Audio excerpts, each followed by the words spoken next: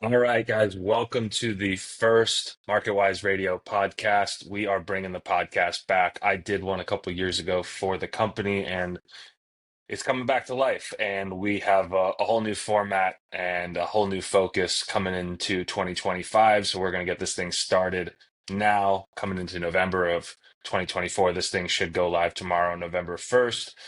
If you don't know me, my name is Marcus Leoni. I'm the founder and president of Marketwise Valuation Services. We're an AMC based in Miami. We serve the whole Southeast. Joining me today is going to be our co-host, Dalilah Ramos. You may Hey, know her from Taco Tuesday, the world's best spokesperson for for tacos. I love it. Hey, everybody knows you killed it with the branding. Yes, man, listen, who'd have thought that eating tacos and talking about mortgage and real estate and all that good stuff would change my life, man? It works. And we were just talking about that Yeah, yesterday, right? Like yeah. how these little leaps of faith turn into just potentially huge developments in people's lives. And we'll get into stuff like that. We're not here just to talk about real No, estate or appraisal stuff, but I'm a big fan of building a business and entrepreneurship. And part of what I want to do with this show, in conjunction with our new MarketWise blog and our Friday newsletter, which is going to come out tomorrow when this is published, is to highlight stories I think are interesting. My team yeah, thinks are interesting.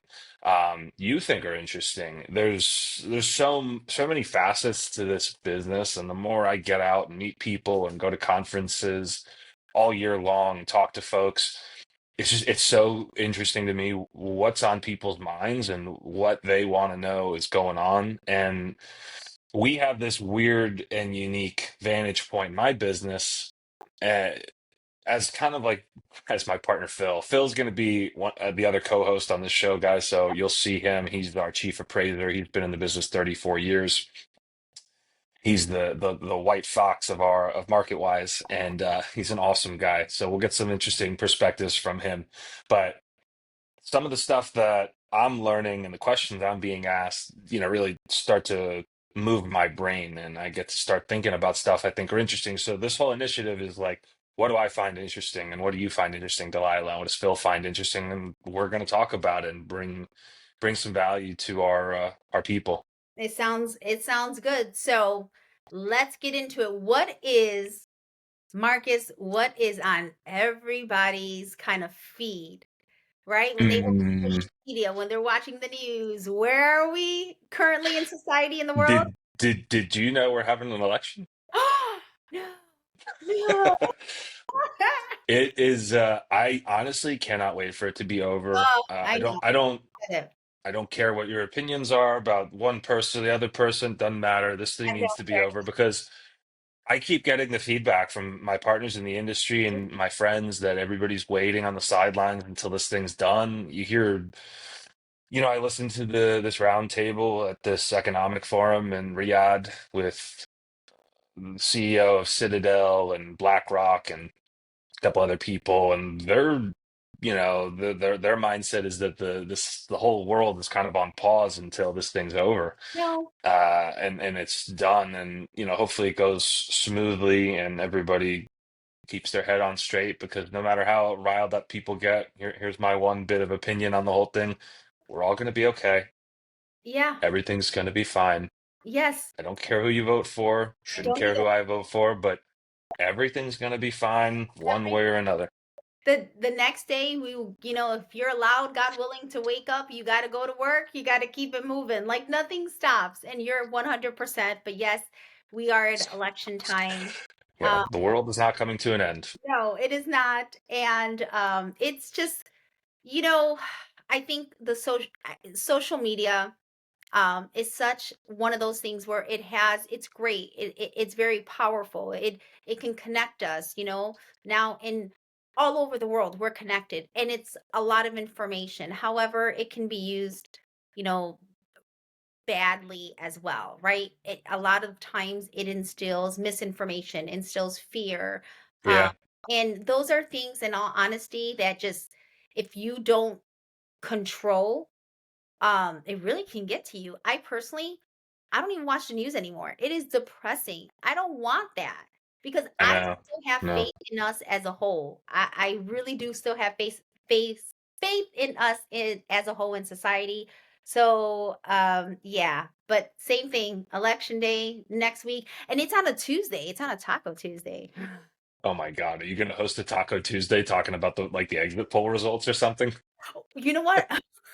What if I stand outside of election lines and like just Oh doing my God. Tuesdays? You could bring tacos to the I don't know if you ever watched Curb Your Enthusiasm, but I'm a big I have Larry David fan. This the whole thing he did in the last season where he was like standing in an election line for like some local like a mayor's race or something in LA, and he brought water to a poll worker. Or no, it was in Georgia. He was in Georgia and he was bringing water to a poll worker in line and ended up getting arrested. The whole thing turned into like a spoof of the Seinfeld ending, which was Oh, some. yes. So they ended Curb Your Enthusiasm with like a spoof of the Seinfeld ending with Larry David and all of his people on trial at the. I mean, it was the funniest thing I've ever seen. Listen, you know what? Maybe I should. Maybe I should think of something. Gets you some views for I'll sure. send you a picture. I'll be like, yo, dude, look, I'm handing out tacos at the election line. Oh my God. Yeah. Sorry guys. The number two episode of Marketwise Radio. So my co-host Dalilah, she's in prison. She broke an election law. Congratulations. Out tacos. But let's dive into our first story. Marcus, what's our first story? Okay. Okay. So like I said, what we're doing here is I'm finding stuff I'm interested in, and I'm going to conferences. I'm listening to what people are talking about. I'm fielding questions from people. They're asking my opinion on things, some of which I'm qualified to answer, some of which I tell people, like, you're asking absolutely the wrong guy, but I can give you my opinion on the matter. I'm not an expert. One thing that does fall, I was just at a conference this last week, the Securing Conference, which is the Southeast Credit Union Real Estate Network Conference, and all sorts of just, awesome people from all over the Southeast, all in the mortgage lending world, focused on the same thing, right? Helping people get into homes. And part of that equation is working with folks like us in the AMC space. So we do appraisals in mass for banks and credit unions. And I listened to a chat by a lady from a company, which I'm not going to name, but the whole thing was on appraisal bias, and it was very dull.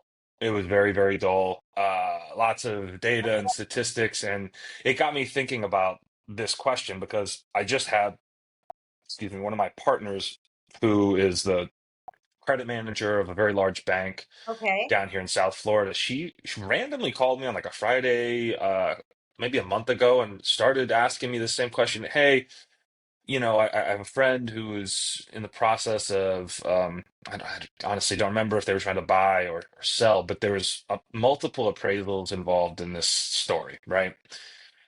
One of them came in way lower than they thought. One of them came in like way higher than they thought. And so my friend called me on behalf of her friend and said, hey, my friend thinks maybe there was a bias involved in this, and I just want you to take a look at these and tell me what you think. Mm-hmm. I said, okay, sure. So I ran it by myself. I ran it by my partner, Phil. And turns out both appraisals were terrible. And the value was like probably somewhere right in the middle. And then that was what, a month ago, right? And then I go to this conference and I'm listening to this god awful, boring thing on Okay. appraisal bias, right? But it all gets me thinking of this topic and why it's so relevant, and it's something that everybody in our industry should get their head around before jumping to conclusions. And I want to present maybe a slightly different approach to the thought. And you know, there's the story that we write about in the MarketWise blog this week is the DOJ is suing Rocket Mortgage, their AMC Solidify, and the appraiser, right? And you can go in and read on our blog a little bit of the write-up we did on it, and what the DOJ is claiming. And the gist of it is the DOJ lawsuits basically claiming that there's discriminatory appraisal practices at play Okay. here, where specifically minority families are having their homes undervalued, which is decreasing home affordability, which is probably why the DOJ got involved, right? It's not easy to to get the federal government involved in something which is not like like a huge problem, but I guess that this caught their attention. Now, their claim is that it's basically limiting minority families' ability to buy homes or sell their homes based on either the neighborhood or the color of their skin or their religion.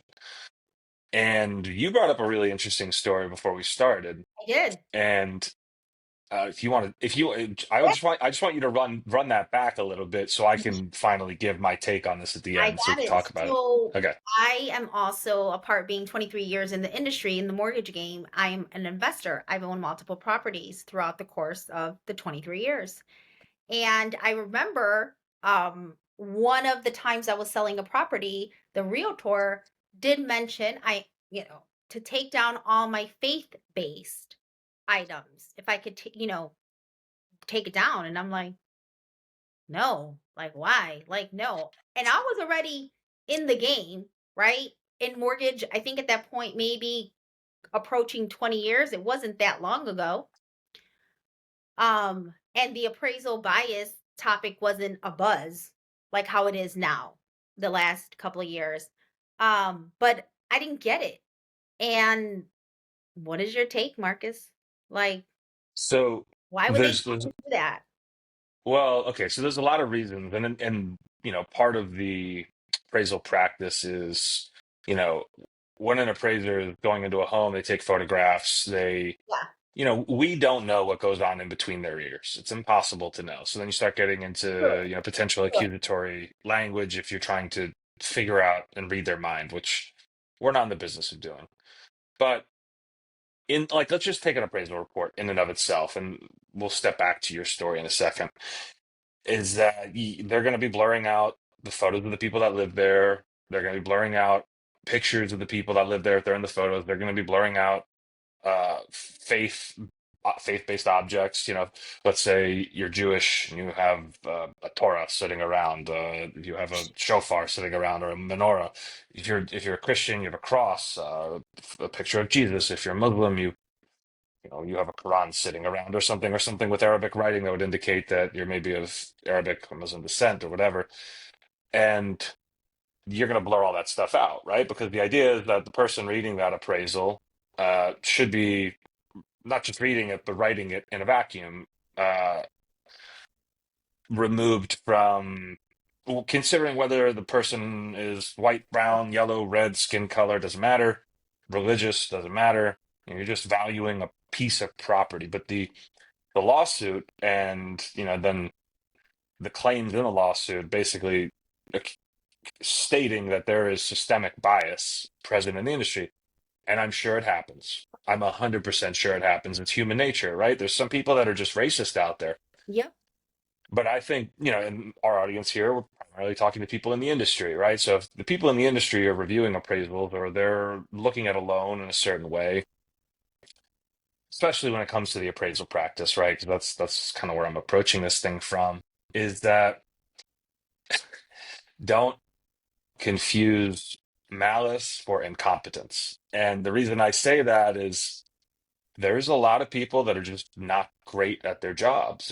We've seen this so many times. I mean, my partner could tell you a million stories of having to do side by side appraisals on the most expensive properties in the country, and there's a lot of instances where people just don't do a good job. Quite frankly, they're Nothing. not good. They're not competent. They're and That's the thing that I want to introduce into this conversation is that like that's what I had to come to the conclusion on a month ago, and I'm like, I cannot tell you if there's bias. I can't say that's the reason. And honestly, I think that could be a scapegoat in some situations, Got it. saying that they're biased as opposed to they suck at their job and they need more education. Wow. I like that. So instead of it being just a bias, right? And again, we're reiterating that it does happen, but it can't be Absolutely. every single time. It could be just the person is sucking balls at his job. Let's just let's just Right. or So, not intelligent or they're just not a maybe yeah. they had a bad day. I don't know, but I Yeah. get it. I get it. It can't, and that seems to be happening. You like my sucking balls? Just, uh, you're amazing. But you, That's amazing. but you know what, Marcus? I think honestly, you're right.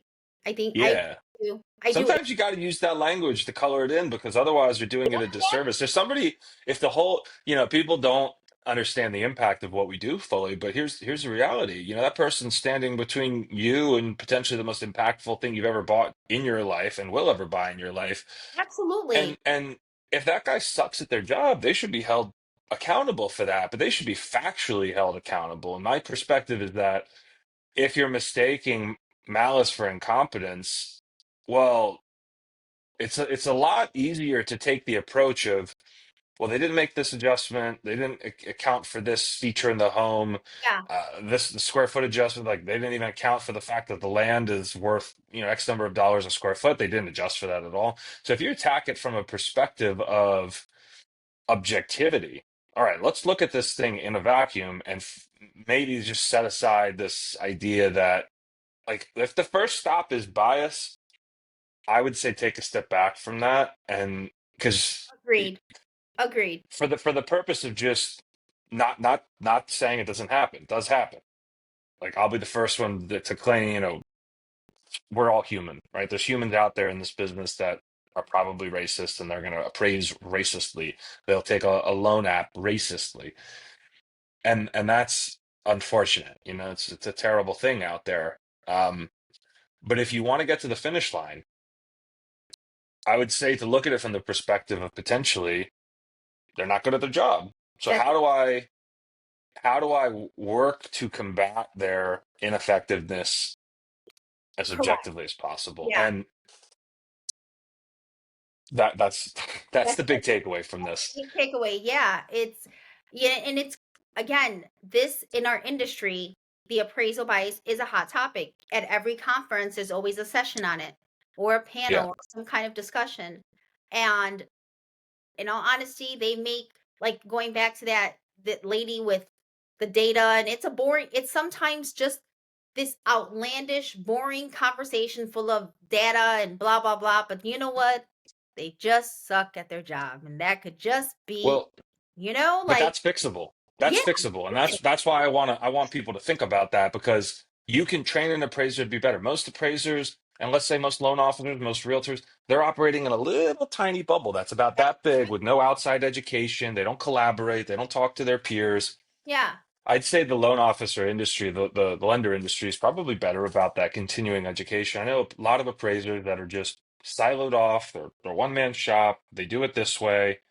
I mean, our AMC, we've worked with appraisers that have been doing this for 40 years, 30 years, and changed their mind.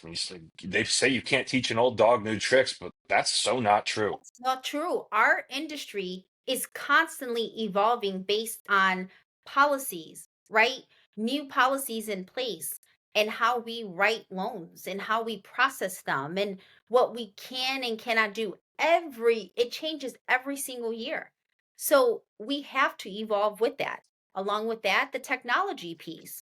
I mean, we have to evolve with that. It's a constant, just circle of change, and if you're not willing to change, you're gonna get left behind. It's just how it is. Right, That's what it right, is. right. Now, um, let's go into, I don't know, you wanna do, This second story is, it's not some big sexy hot topic, but I thought it was interesting because sexy hot yeah, topic. it's Yeah. not the Corvette. Uh-huh. This is the story that's like our Toyota Corolla. It's gonna get you to work, but you're not turning heads. Okay, Toyota Corolla story, let's go. The Federal Reserve. All right. I write this stuff a lot. I talk about what like the big data, right? Because people Uh-huh. want to know what's going on in the market. What's going on in the market? Oh my God, is it up or down? It's like Uh-huh. it's been on a I don't know, life support drip for the last 2 years. We all know that. There's nothing's changed. Mortgage rates shot up. The Treasury shot up even after they dropped that first Yeah. Fed funds rate. what was it, a month ago. Mhm. And the cool story is, and why we're so focused on our market is like the Southeast is still doing great. People have Yeah, continued to move here. The Fed story was that it's being driven by strong tourism, strong yeah, service sectors, strong yes, hospitality sectors. Home prices are still going up, which means yes, yes, affordability is going down yeah, because people's wages are not keeping up with the rate of home price growth. So great. There's a lot of people with a lot of home equity. The job market is still pretty strong. Their report said that it was cooling, it's still stable, blah, blah, blah, blah, blah. But there's not enough people to work in the hospitality sector, which means the tourism business is booming. I mean, you you know that probably better than I do. I do live close to Disney. You're in South Florida, right? Hmm. I'm in Orlando, and I am close to Disney. And I see it every single day. The amount of people that flock here for family vacations and for anniversaries and just got married. I mean, Disney is just it's growing. And Oh, you can crazy. I mean, it's crazy and their prices keep increasing. People still keep paying for them. I mean, they just it's unbelievable to the point I will tell you that it's getting very here in Central Florida, very heavy saturated. I've been here 13 years, over 13 years, and it's the first time ever, Marcus, that I am considered moving out of Central Oh, Florida. like somewhere less populated? Yeah, yeah, I am. I am. I love the quality of life. I love my Florida life, but it is becoming saturated and I'm getting older. It's just I'm middle-aged woman. That's what it is. I'm getting old. And it's I've considered looking at other states to maybe Wow. part-time live. Yeah, it's getting heavy. Now I live on the east side of Orlando. I'm like the Jeffersons. I moved on up. East side of wait, what's the east side of Orlando The called? Like, east what's the city side, of it? it's Avalon Park. It's a community like Avalon, Waterford Mm. Lake. It's closer like to the airport or if you want to hang Oh, like yeah, Cape yeah, yeah. Coral.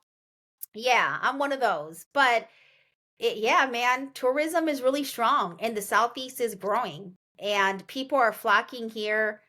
I mean, daily. People talk a lot of crap about Florida. You know that, Marcus. But you know what? If you guys keep talking crap, but you keep vacationing here and moving down here, so I don't know. Yeah, I always get this funny reaction. So I go to conferences, I travel, all around like vacation sometimes when Uh-huh. I get time off. But whenever I tell people I'm from Miami, it's always, oh, you're from Miami. And some people some people have the opposite reaction. They're just like, oh my God, I went there once. They telling me some insane story. And I'm just Story, like, right? Yeah, no. it's crazy. It's crazy, but it is still booming.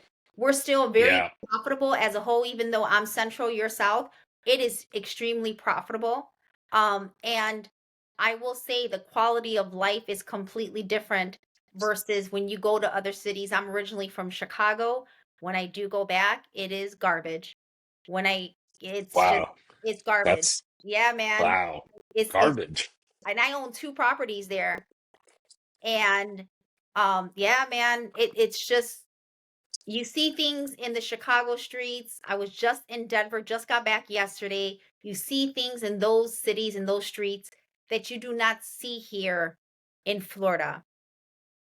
And Yeah, I just had this conversation that's with where I'm gonna leave it at, man. Like I you don't yeah. see it. You don't see it. And with that, you want to go into No, no, no. I'm not gonna tell.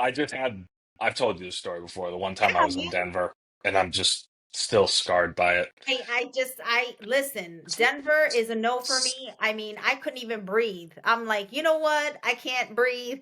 And I needed like tons of lotion being brown. I'm like, I'm out. I'm out. That's outrageous. Oh But my God. let's roll into what else? Yeah, Last yeah. Last story.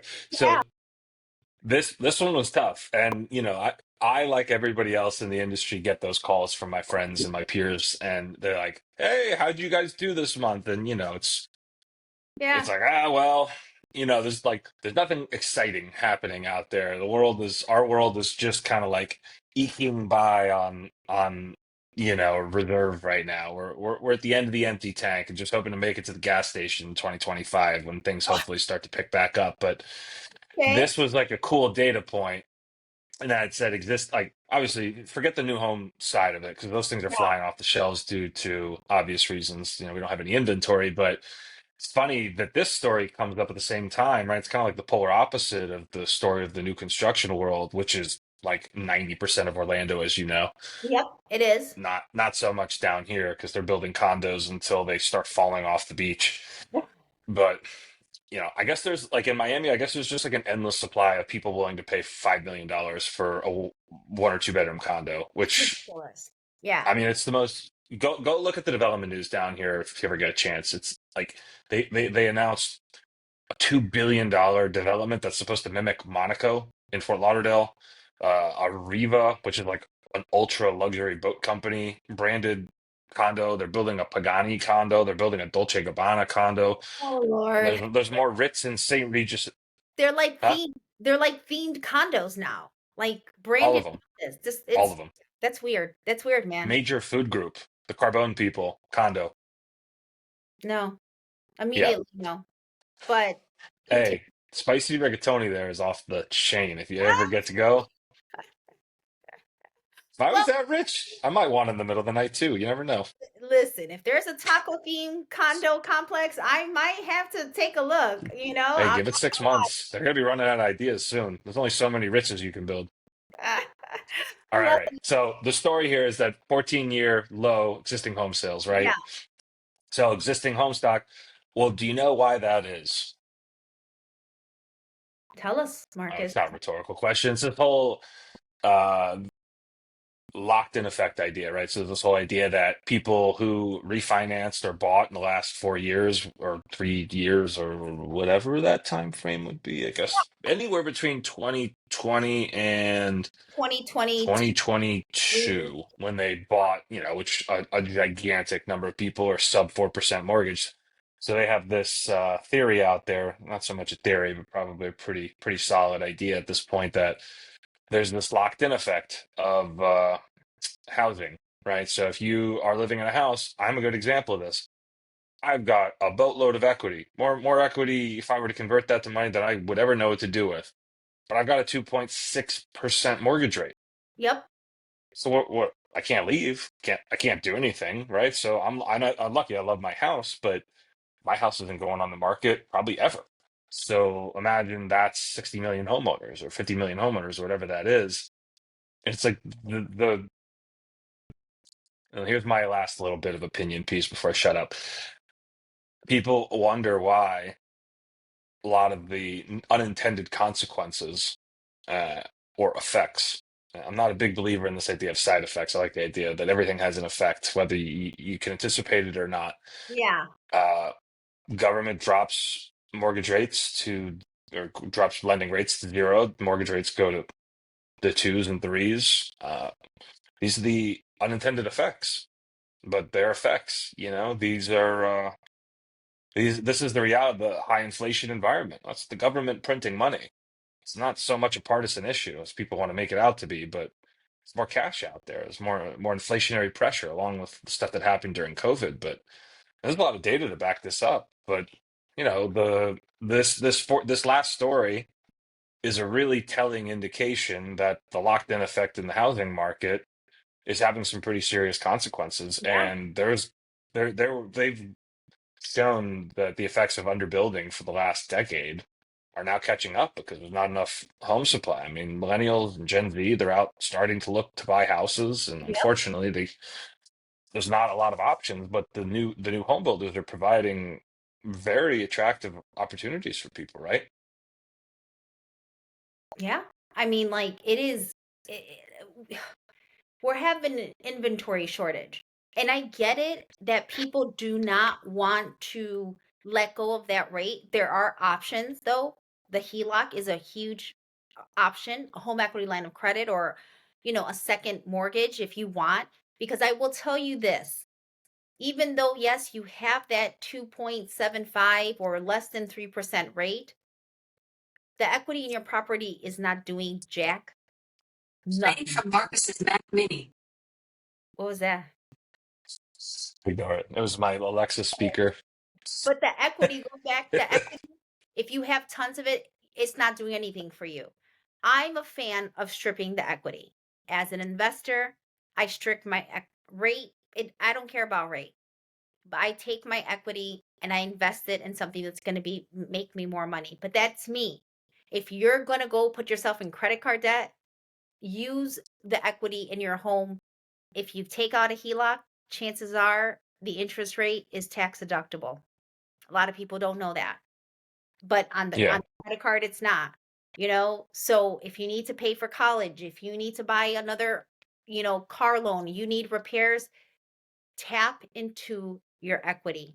Do not. Chances are it's not going to be your forever home, and it is way cheaper. Even if you got to refinance and you got to go into a 5.5% and 6%, saves you way more money than getting yourself into credit card debt or some kind of loan that's at 22%. Think about it. It's numbers. Numbers don't lie. Those are facts. No, for sure. I did a HELOC to I built like 800 square feet onto my house, Yeah, and man. like the paper ROI on that, if it's my home, I'm not Yeah, selling it, but just thinking about the value, like now I have this gigantic safety net sitting there, God forbid anything ever yeah, happened. exactly. Take it out. You Yeah, don't even have to use it. Just keep it, because God forbid, what if you need 100 grand for whatever reason? yeah, for It's there. sure. Use the equity. And with that, well, go ahead, That Marcus. is Go the ahead. first episode of Marketwise Radio. Yeah. That was great. Good job. Good I job. appreciate you. I I appreciate you. pre- We'll talk soon. Take care. All right, talk to you.